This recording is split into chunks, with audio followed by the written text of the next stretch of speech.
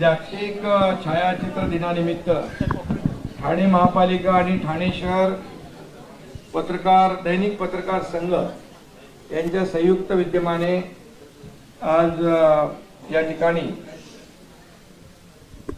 छायाचित्र प्रदर्शन बघितलं. मी बघून आलो. मला डायरेक्ट इकडे जाणार होते. काय बोलायचं ते मीनाक्षीताईंनी सांगितलं तिकडे जावा, पहिलं चित्र बघा, तेव्हा तर बोलू नाही. इथे त्यांनी मला सांगत होता पहिलं इकडे चला.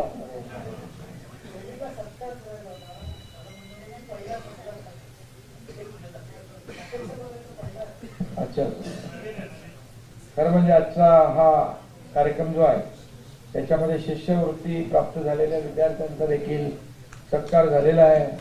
त्यांचंही मी मनापासून अभिनंदन करतो. आणि माझ्या सगळ्या लाडक्या फोटोग्राफर पत्रकार मित्रांनो, आज तुम्हाला जागतिक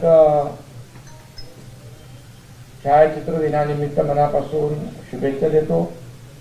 आणि खरं परवा येणार होतो मी, पण आता इथे जाता जाता गडकरीला कार्यक्रम आहे. पण परवाचं काय पण आज योगायोग आला आणि आपण भेटलो. खरं म्हणजे परवाच आहे ऑगस्ट जागतिक फोटोग्राफर दिन. आणि छायाचित्र प्रदर्शन देखील आपण सगळं भरवलं इथं सुंदर. आणि सगळ्यांनीच अतिशय चांगली छायाचित्र या ठिकाणी काढलेली आहेत. आणि बघितली म्हणजे छायाचित्रकार आता एक चित्र काढतो पण तो 1000 शब्दांनी व्यक्त होतो. म्हणजे एक छायाचित्र मध्ये किती पॉवर असते ही आपल्या इथं छायाचित्र पाहिल्यानंतर आपल्याला बघायला मिळाली. आणि एक तर आपलं ते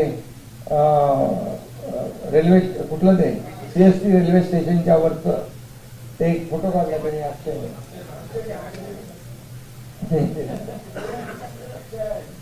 म्हणजे त्याच्यावरती तो चंद्र येतो आणि त्यावेळेस तो क्षण टिपण्याचं काम अक्षयनी केले. अक्षय काय अनेक सगळ्याच लोकांची पत्रकारांची नावं आपल्याला घेता येतील. 1 से बढ़कर 1 पत्रकार जे आहेत. आता मोबाईलमुळे ते पत्रकार एवढे झाले की तुमच्या आता कॅमेऱ्यांचं काही खरं नाही. आणि खरं म्हणजे आयुष्यातील आनंद जसा चेहऱ्यावर लोकांच्या दिसतो तसं दुःखाचे क्षण टिपण्याचं काम देखील या छायाचित्र प्रदर्शनामध्ये पाहिले. कोविडमधले काही फोटो पाहिले आपण. आणि कोविडमध्ये देखील पत्रकारांनी जीव धोक्यात घालून काम केलं. अनेक पत्रकारांना कोविड झाला पण मी सगळ्यांची सोय केली होती. म्हणजे पहिला अक्षय भाटकरच होता आणि अगदी त्यांना सगळे रेमडेसिवीर पासून टोस्लीजुमाब पासून सगळे इंजेक्शन आणि कुठेही काही कमी पडलं नाही तुम्हाला, बरोबर ना. आणि त्यामुळे पत्रकारांनी देखील त्यावेळेस फार कष्ट घेतले. आणि आमच्या काही पत्रकार भगिनींनी देखील चांगले फोटो काढलेले आहेत. आणि एक म्हणजे फोटोग्राफर कसा व्यक्त होतो हा शब्दांच्या पलीकडे जाऊन व्यक्त होतो हे या छायाचित्र प्रदर्शनातून आपण या ठिकाणी पाहतोय. मला वाटतं जेव्हा कसाबचा हल्ला झाला मुंबईवर तेव्हा कसाबचा फोटो देखील टिपण्याचं काम टाइम्सचा काय नाव श्रीराम वेर्णेकर यांनी तो शाबेस्टीन आणि तो दोघांनी, तर त्या दोघांनी श्रीराम आणि त्यांनी केला. म्हणजे त्यामुळे कसाबची ओळख पटली. त्यामुळे अगदी त्या ह्याच्यामध्ये खूप कोण शिंदे पण होते. अच्छा, पुन्हा शिंदे आहे. ठीक आहे, शिंदे आहे. हा, त्यामुळे शिंदे डेरर असतात.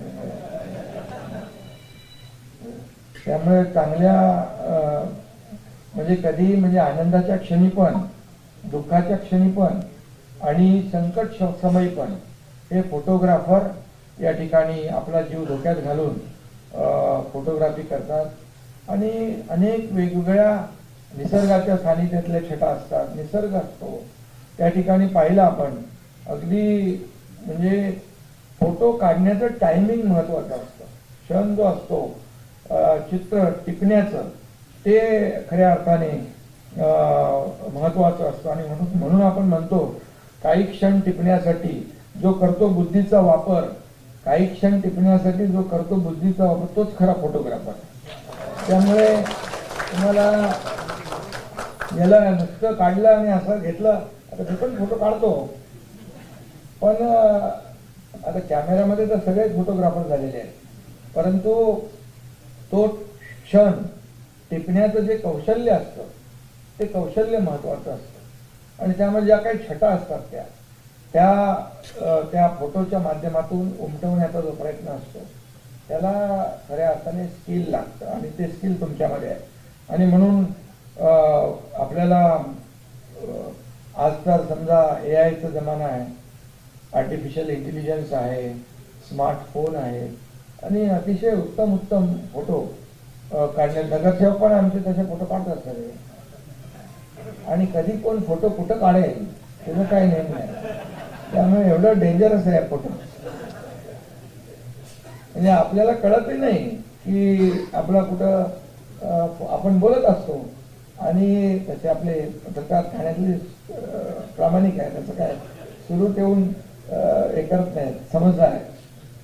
आणि पण मी मनापासून आपल्याला या ठिकाणी शुभेच्छा देत असताना खरं म्हणजे पूर्वीचं तर काहीच नव्हतं तंत्रज्ञान, पण पूर्वी देखील आपण पाहिलं की हे छायाचित्र प्रदर्शनामध्ये आताचा जमाना बदलला आहे, सगळं आधुनिक येत आहे, अत्याधुनिक येत आहे, AIचा जमाना आलाय, आणखी काय काय सगळं येत आहे. परंतु पूर्वी काही नसताना देखील जे फोटोग्राफर फोटो काढत होते तेही आज आपण पाहिलेलं आहे. आणि त्यामुळे मी शिंगाण्याचं देखील मी स्वतः साक्षीदार होतो. शिंगाण्याचं जे प्रकरण झालं त्यावेळेस देखील अनेक फोटोग्राफर होते. तो शिंदे होता, आपला अनिल शिंदे होता, भौमिक होता, साने होता, समीर होता. म्हणजे अगदी त्यांच्यावर म्हणजे एवढा तो मॉब जो होता तो एवढा व्हायलन्स होता.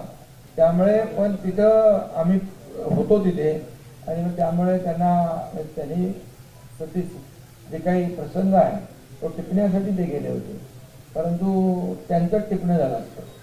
त्यांना आम्ही होतो म्हणून त्यांना सगळ्यांना वाचवले टिपणे. आणि हे म्हणजे मी साक्षीदार आहे. त्यामुळे अशा प्रसंगात देखील फोटोग्राफर जे आहेत ते खूप काम चांगलं करतात.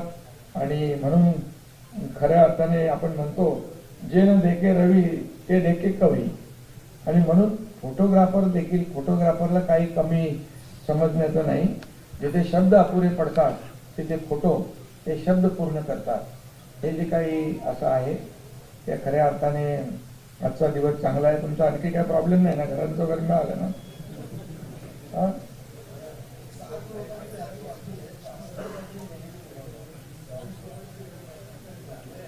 आणि फोटोग्राफर जो आहे चौफेर नजर असलेला आपला खऱ्या अर्थाने फोटोग्राफर एक जागृत नागरिक असतो. तो त्याला सातत्याने त्याला जागृत राहावं लागतं. कधी काय होईल काय माहीत नाही. त्यांच्या म्हणजे जे फोटोग्राफर काय चॅनल्स काय त्यांना फार त्यांचं प्रेशर असतं नाही अक्षय तुमच्या चॅनलकडून. पण एखादा फोटो दुसऱ्याने काढला किंवा एखाद्याने टिपलं दुसऱ्याने आपल्याकडे नसेल तर त्याला मग मेमो आणि काय काय ते कार्यक्रम नाही होत. फोटो पहिलं त्याला 2-3 वेळा चुका झाल्या तर मग तो कार्यक्रम होतो. पण खूप चांगल्या प्रकारे या ठिकाणी सातत्याने जागृत राहावं लागतं, चौफेर नजर ठेवावी लागते. आणि आपण थर्ड आय म्हणतो जसं ते तिसरा डोळा हे सातत्याने उघडा ठेवावा लागतो. म्हणजे कुठं कुठं सगळ्या ठिकाणी असं उघडा ठेवू नका. त्यामुळे मनापासून आपल्याला मी शुभेच्छा देतो. सगळ्यामध्ये आपल्याला खरं म्हणजे फोटोग्राफरच्याकडे फार एकदम सहनशक्ती खूप असते. म्हणजे काही लोक तर किती फोटो काढताना अरे बाबा त्याला काही लोक तर त्याच्या रोषाला सामोरं जावं लागतं फोटोग्राफरला. सगळे आता आपल्याला माहीत असतं की बाबा याला फोटो काढणंच आहे, याला याची ड्युटी आहे. आणि काही लोकांना वाटतं आमचं काहीतरी तू दाखवतो का, आमचं चॅनलच्या माध्यमातून, फोटोग्राफीच्या माध्यमातून. परंतु ही आपली ड्युटी, आपली जबाबदारी असते. त्यामुळे आपण देखील सगळ्यांनी समजून घेतलं पाहिजे. आणि फोटोग्राफरच्या ज्या काही समस्या असतील घरांच्या, मला आता सोडवलेलं आहे.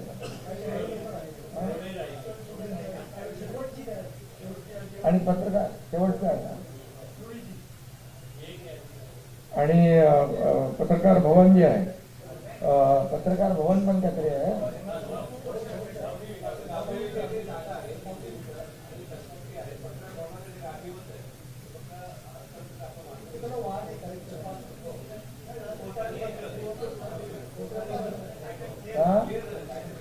कोर्टात टोल, अच्छा ते कुठे भरता टोल? हा, टोल कुठे भरता तुम्ही? तुम्हाला दिल का पास? रिन्यू केले नाही ते, ठीक आहे. रिन्यू करू आपण, ते करून घेऊ, रिन्यू करू आपण. आणि सगळ्यांना शुभेच्छा देतो. पत्रकार भवनाचा काय प्रॉब्लेम आहे तोही बघू, हे घरांचं काय तोही बघू आपण. आणि सगळ्यांना मी पुन्हा एकदा जागतिक छायाचित्र दिनाच्या मनापासून शुभेच्छा देतो. आणि या कार्यक्रमानिमित्त आपल्या मुलांचा देखील सत्कार आपण ठेवला. शिष्यवृत्ती मिळालेल्या महापालिकेच्या त्यांचे अभिनंदन करतो. आणि आपल्या ठाण्यामध्ये जे बदलते ठाणं, त्याचे फोटोग्राफी करा, ती दाखवा. आता बऱ्याच ठिकाणी ठाण्यामध्ये तसं बघायला गेलं तर ठाणं बदलत आहे. ठाण्याचे पूर्वीचे रस्ते, आताचे रस्ते ते दाखवायला पाहिजे तुम्ही. पूर्वीचा अरुंद रस्ता, आताचा मोठा रस्ता, पूर्वी मेट्रोचं हे मेट्रोचं काम चालू आहे ते दाखवायला पाहिजे. मोठं आपण काय ते सिटी पार्क केलं, हे सगळे जे कामं जी आहे, कामाची प्रगती तुम्ही पॉझिटिव्ह करायला पाहिजे. तुम्ही निगेटिव्ह मध्ये जाऊ नका. हा, पुढच्या वर्षी तुम्ही तीच थीम घ्या. हा,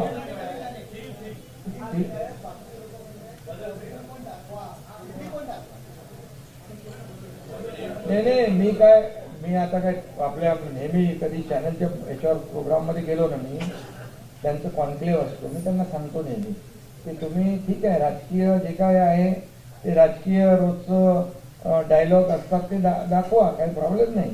परंतु तुम्ही प्रकल्प जर दाखवले, ज्या प्रकल्पाच्या माध्यमातून पूर्वी किती वेळ लागत होता लोकांना, आता किती वेळ कमी झाला, जसं अटल सेतू, कोस्टल रोड, किंवा आता आपण इथे हा कोस्टल रोड बनवतोय, मेट्रो आपली ट्रायल रन झालेला आहे, याच्यामुळे किती लोकांचा वेळ वाचणार आहे. आता आपण टनेल बनवतो ठाणे बोरिवली, त्याच्या आता बोरिवलीला जायला किती तास लागायचे, 1-1.5 तास लागतो असता, आणि इथून 15 मिनिटांमध्ये 10 मिनिटात बोरिवली. म्हणजे पॉझिटिव्ह जे लोकांच्यासाठी केलेले प्रकल्प आपण दाखवले तर तुमचा TRP नक्की वाढेल. म्हणजे या चॅनलचा पण त्याच्याशी तुम्ही निगडीत आहे ना सगळे. त्यामुळे TRP वाढवायला फक्त ते तुम्ही रोज सकाळचं ते दाखवतो ना, त्याच्याचे हे दाखवा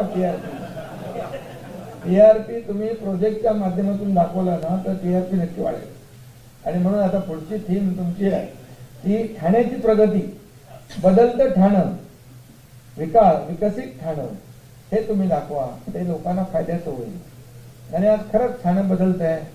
ठाण्यामध्ये मोठमोठ्या आपण सुविधा करतोय आणि त्यामुळे रस्ते होत आहेत चांगले. क्लस्टरच्या माध्यमातून खूप लोकांना घरं मिळणार आहेत. आज क्लस्टर म्हणजे काय, मी 15 वर्ष लढाई करतो त्यासाठी, आमदार असल्यापासून. आमदार काय रे, मी मोदाजीशी जेव्हा आमदार होते तेव्हा आम्ही नागपूरला उपोषण केलं होतं त्यासाठी. साईराज इमारत पडली त्या दिवशी. हा क्लस्टर हा जिव्हाळ्याचा विषय प्रत्येकाच्या. आणि आज तुम्हाला काय एक बिल्डिंग उभी केली, एक झोपडपट्टी उभी केली, काय मिळणार तुम्हाला? काय अम्युनिटी देणार तुम्ही? काय त्यांना गार्डन देणार, खेळाचं इंडोर स्टेडियम देणार, मैदान देणार, हॉस्पिटल देणार, काय देणार? काहीच देणार नाही. ओपन स्पेसही मिळणार नाही. पण याच्यामध्ये तुम्हाला सगळ्या सुविधा मिळतील.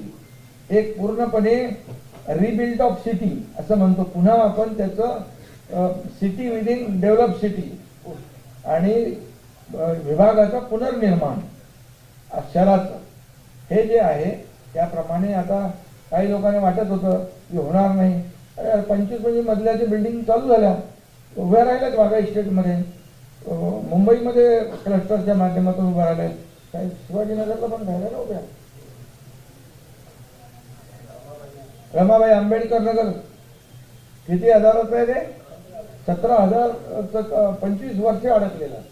25 वर्ष त्यांना 1 पैसा भाडं नव्हतं मिळालं. किती कोटी? 65 कोटी. 165 कोटी. 165 कोटी रुपये भाडं मी स्वतः मुख्यमंत्री असताना चेक त्यांच्या हातात दिले. त्यांना विश्वास वाटतच नव्हता की आम्हाला कधी भाडं मिळेल आणि आमचा कधी पुनर्विकास होईल. आता काम सुरू झालं. त्यामुळे तुम्हाला हे सगळं नियोजित शहर, नियोजनबद्ध विकास करायचा असेल, लोकांचं क्वालिटी लाईफ त्यांना द्यायचं असेल, त्यांचं जीवनमान उंचवायचं असेल, तर मोठे रस्ते करायचे असतील, तर तुम्हाला हे कष्टाशिवाय पर्याय नाही आहे. आणि म्हणून चांगलं जीवनमान लोकांना दिलं आपण. आणि आपण कष्टामध्ये का तुम्ही SRA मध्ये किती तुम्हाला नियम आहे ना, किती वर्षापर्यंत देतो आपण? 2000. आणि ह्याच्यामध्ये 2020 पर्यंत, 2020 पर्यंत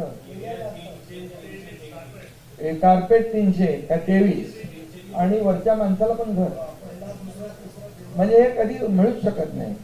त्यामुळे हे जे आहे ते समजून लोकांनी घेतलं पाहिजे कष्ट.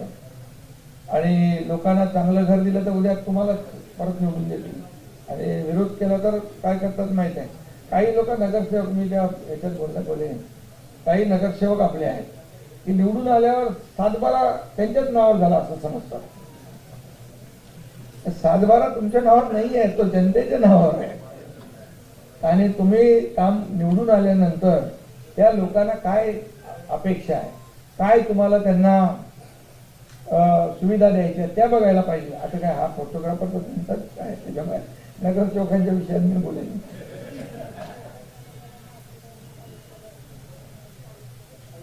महापालिका, हा, ठाणे महापालिका लोकल चॅनेलला दर महिन्याला 20,000 रुपये देतात. म्हणजे महापालिकेने आपल्या जे केलेलं काम आहे भारतात कुठंच नाही. सदनिका देणारी पण महापालिका आपली पहिली आहे. पत्रकारांना घरं देणारी महापालिका पहिली आहे. परवाच्या दिवशी इथं कार्यक्रमाला आलो होतो मी. ते कॉकलर इम्प्लांट अक्षरशः मी बघताना माझ्या डोळ्यातून अश्रू आले.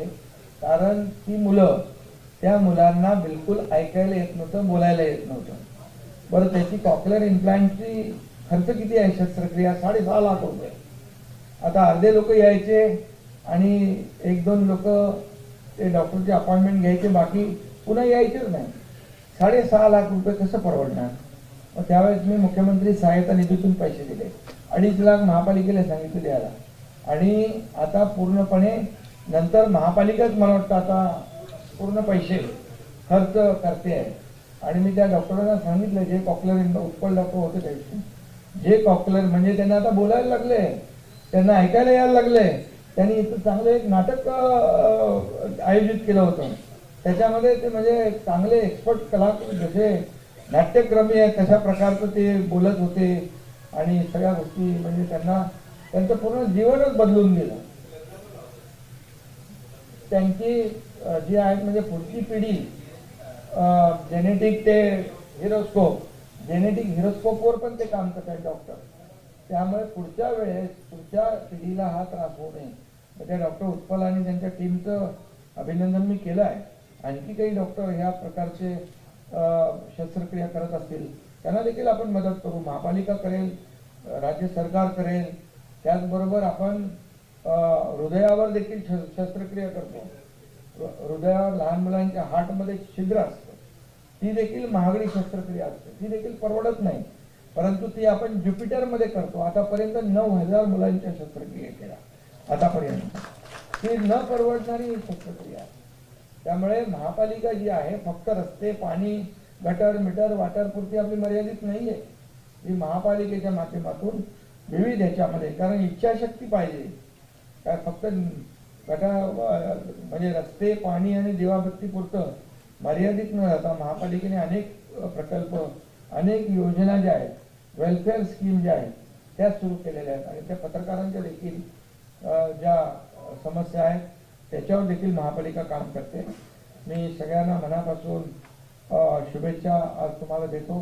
चांगले फोटो काढा आणि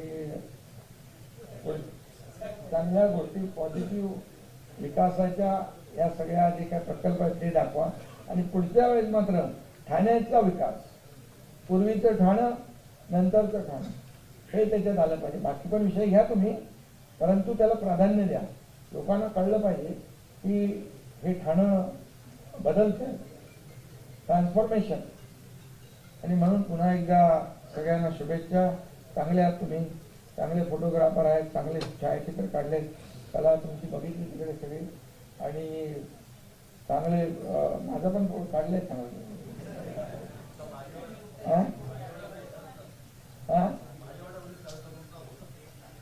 कुठला तो नाही लावलाय, तो नको, परत केस होईल मला. एकदा केस झाले. तो तर मी काय असं उगाच नाही, तो ब्रिज लवकर झाला त्या एका कामामुळे, त्याचा स्पीड वाढला. किती ऍक्सिडेंट झाले होते, किती माणसं मेली होती तिकडे. त्यामुळे मी असं काय उगाच काय करत नाही. सगळ्यांना खूप खूप शुभेच्छा. धन्यवाद. जय हिंद, जय महाराष्ट्र.